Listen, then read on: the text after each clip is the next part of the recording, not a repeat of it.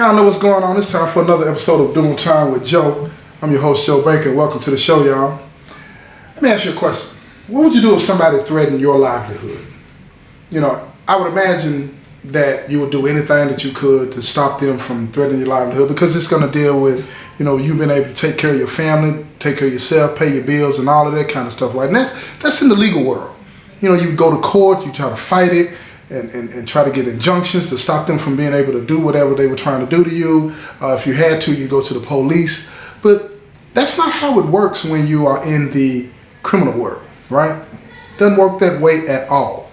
It's another reason that I say stay away from this life.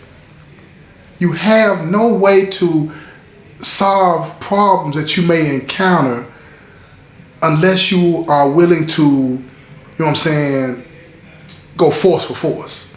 There's no legal remedy in this world. No legal remedy. And that's what this story is about.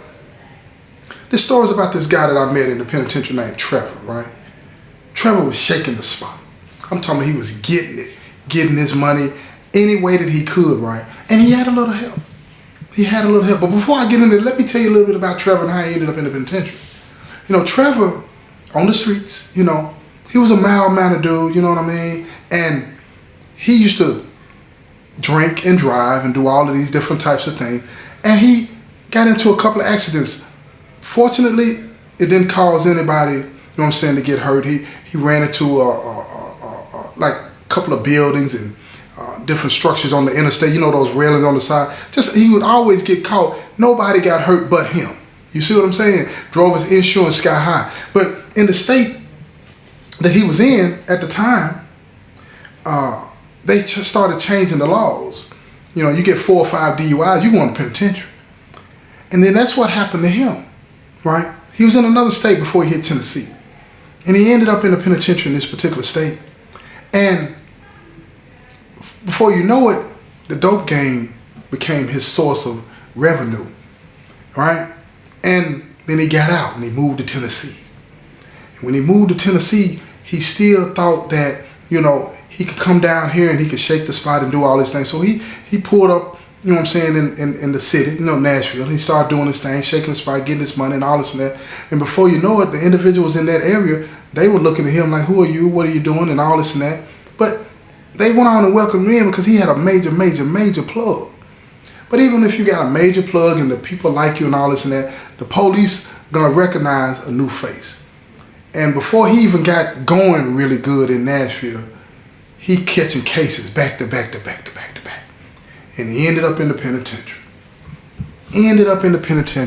With an 18-year bid. He hadn't been out of prison 2 solid years from the state that he came from before he ended up in Tennessee's prison system with 18 years. It was at 30%, but still, 18 years.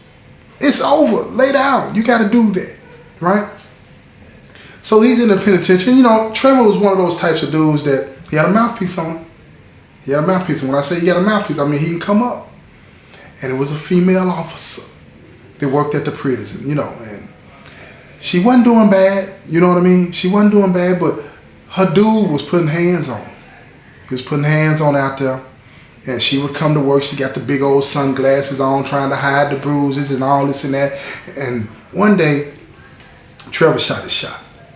And he told her, he said, look, I ain't even trying to come up or nothing like that, you know what I mean? I just don't think it's right for somebody to be treated the way you being treated. You feel what I'm saying? And if it's anything that I can do for you, just ask, and I'm gonna make sure you get straight, taken care of, because he ain't got no business putting his hands on you, right? Now let me back up just a little bit on that part of it, because she was putting her business out there, you know what I'm saying, that she was having problems at home. She never came out and straight said that she was being beaten or anything like that. She was a little bit too embarrassed for that.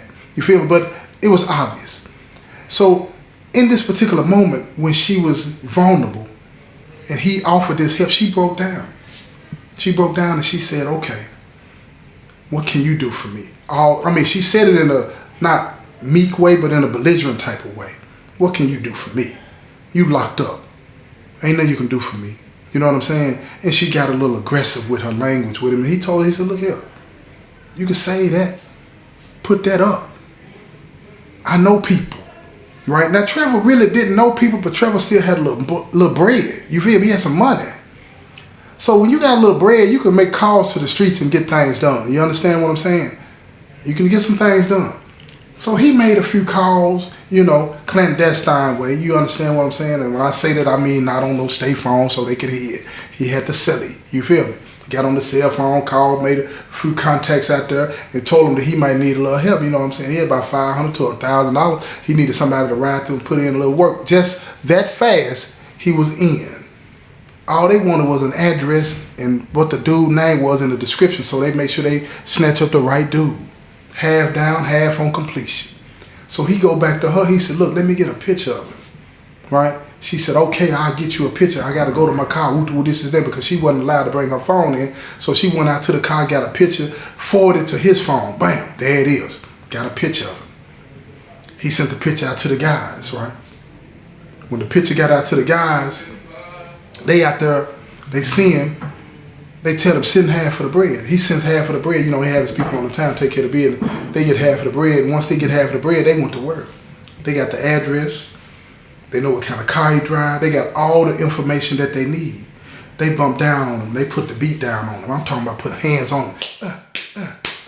Rough him up real good. Roughed him up real good and nice. Bruised him up. And then they let him know, keep your hands. Listen to this line I'm going to tell y'all right here. They said, keep your hands off your wife. When they said that to him, he looking up at him like, what do y'all know about my wife? He didn't say that out of his mouth, but that was the look that he gave him. You understand? Like sheer terror, because he knew at that point that they knew that he was putting his hands on his wife. And he started thinking, this has got to be something at the penitentiary. She knows somebody in there. What's really going on? You understand what I'm saying? So look here. He go home. He's sitting at the house. He waiting on her to get there. She get to the house. She walk in. He beat up bad. When I say bad, he beat up bad. You know how we talk about pumpkin head? You know, for those of you that don't know what a pumpkin head is, a pumpkin head, you know what I'm saying, when you get put in violation, right, that's what dealing with the gang stuff, y'all. You get put in violation, you get all these dome shots to the head, right, where your head actually swells up. So we call it a pumpkin head. You understand what I'm saying? So anyway, she walk in, she see him, he got the pumpkin head, you know what I'm saying, he got dry blood in his ear and all this and that, looking all silly. She looks at him, and then it flashes in her mind what she had said, you know what I'm saying, she wanted done, and lo and behold, he did it.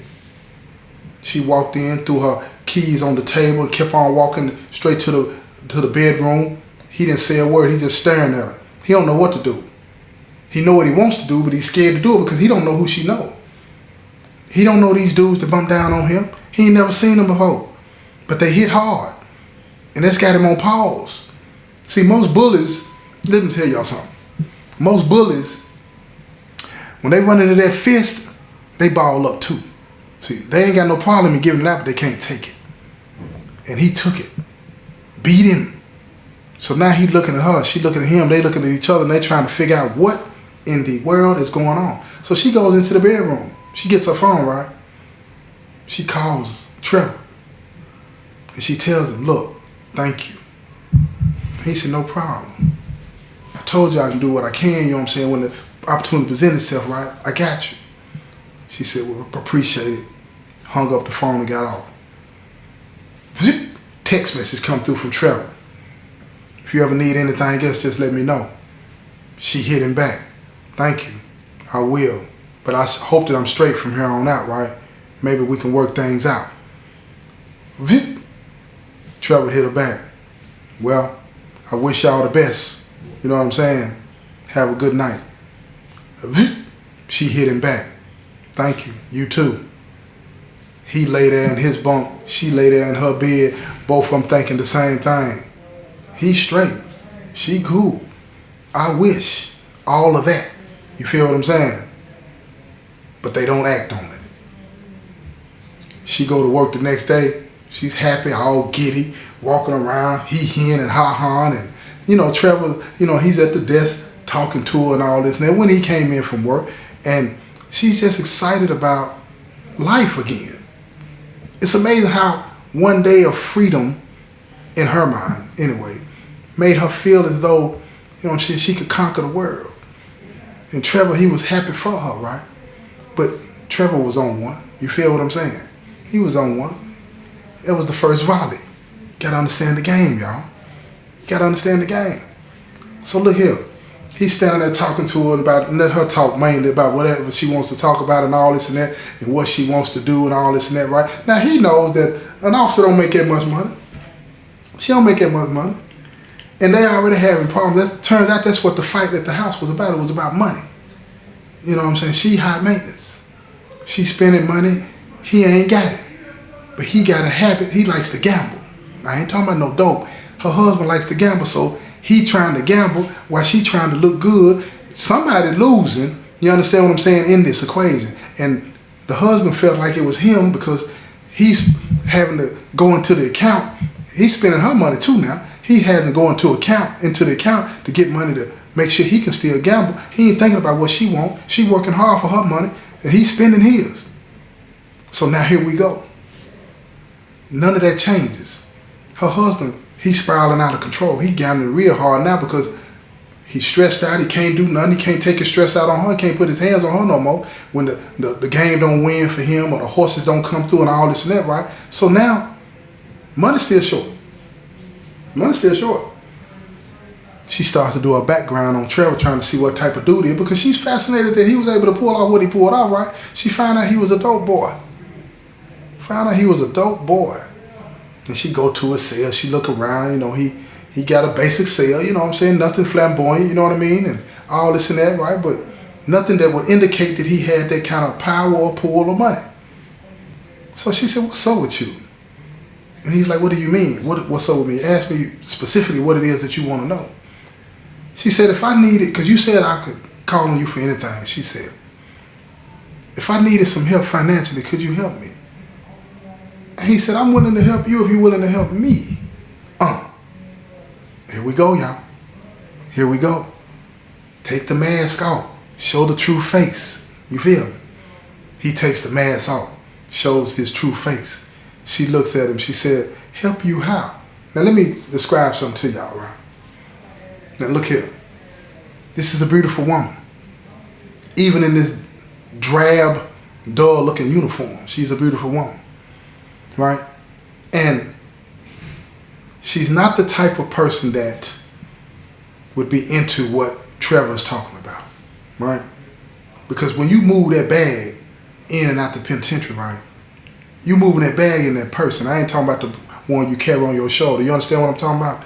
I'm talking about the one between her legs, right? That's the purse. Remember that, right?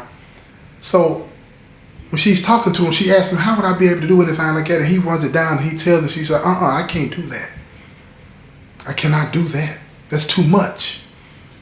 And he said, well, I don't know how any other way that you'd be able to help me. I don't know how. And he said, if you want my help financially, you got to help me make money, you know? And she said, if you can think of something else, I will, but not that. And Trevor thinks about it later on that night because he's looking at the situation. He really don't want to take advantage of it because this is a good girl. She just is falling on hard times and she with a dude that don't appreciate who she is and what she's about and all of these types of things. She's the type that you could build a future with. And Trevor understands that, right?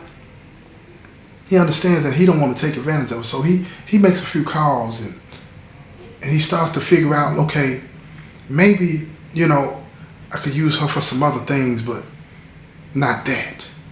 So he goes back to it and he said, look, how about if you move some things around for me out there? Could you do that without having to bring it in? And she was like, it depends on what you want me to do and all this and that. And he said, look, you're real hard to work with.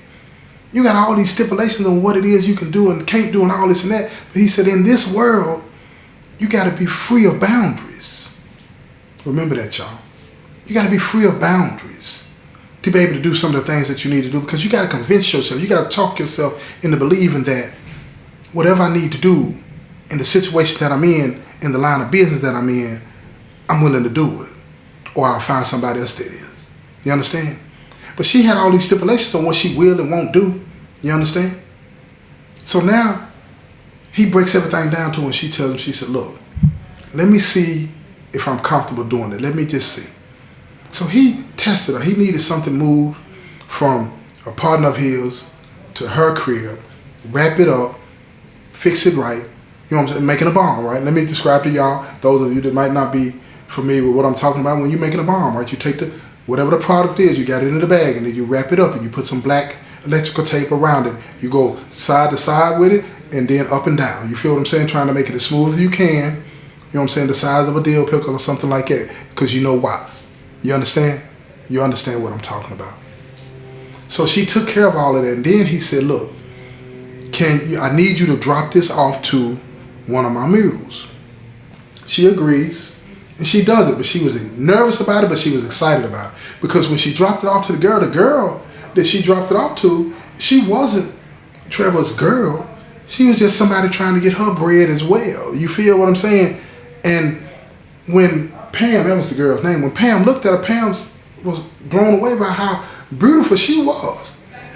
She was a beautiful woman, somebody that could probably have anybody that she wanted or do anything that she wanted to do with her life. So Pam wondered what situation did she find herself in that put her in a position where she would even consider doing this. You know, she didn't see too much difference in her and this woman. You understand? But nonetheless, Pam handed the pack off and she took care of business. That weekend came and went. And when Pam went back to work, she saw Trevor, and Trevor had the bag and all this and that and whatnot. He showed it to her, you know. He wanted her to see how easy it was. So she asked him all of the intimate details about how the girl did it and all this and that. And Trevor explained all of this stuff to her.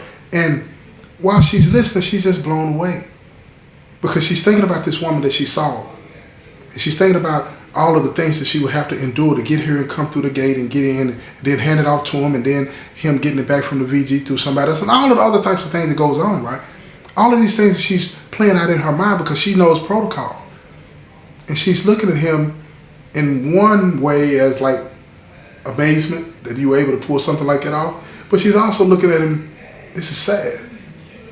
It's real sad that you would have to put yourself in a situation like it. So anyway, he takes care of business. He puts all that out of his mind. He takes care of business, get the money, and he breaks off a couple of $100 for it. And she was like, wow, just for what I did, you giving me this. And he was like, yeah. The reason that a person in the penitentiary is able to do that because you're making 5, 6, 7, 8, sometimes 10 times more what you can make on the streets with the same amount of product in here. You feel me? So he was able to do that, splurge a little bit. It was all about the bait and hook. That's all this is. So she's fascinated by it, and then he tells her, he said, look, will you take this and get a gal? She took the money, she took it out there, she gave it to gal, and the gal was happy with it. So they did that a few more times, and now the money's starting to add up. The money's starting to add up, and everybody's happy. Everything is going smoothly. Everything is.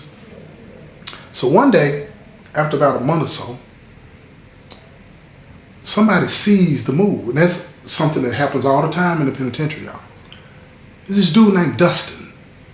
Dustin is always the type of dude that he's out on the rock. And when I say the rock, I mean in the area, the pod where we live and all that kind of stuff, right? He's out on the rock and he's walking around and he's looking and he's seeing all of the traffic that's going on. And he starts to pay attention to Trevor and Pam a little bit more than he should, right? Because in the penitentiary, you see and you don't see. But he saw Pam and Trevor kicking it. And then all of a sudden, he saw the move, the hand move. She dropped the pack. Wait a minute. So he walks by, being real bold about it, all in the bed. He walks by, and he looks in the trash can right there that's in the office little area where she sits and where Trevor's is standing, because Trevor didn't want to just dip down and grab it just like that, right? So he leaves it in the trash, and dude, Dustin sees it. See ya, boy. And he kept walking. He kept walking.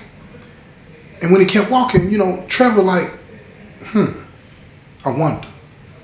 So after a while, you know what I'm saying, it came time to lock down, and he said, look, I'm going to empty your trash for you, officer. You know what I'm saying? So he takes the trash bag, and he ties it up, and he fakes like he's going to the trash can, but he wraps it up, and he puts it up under his shirt. And if you want to know what he does after that, you're going to have to tune in to the next episode, right? Because it's going to get better. This has been another episode of Doing Time with Joe. I'm your host, Joe Baker, and I say peace, y'all. I'm getting so tired.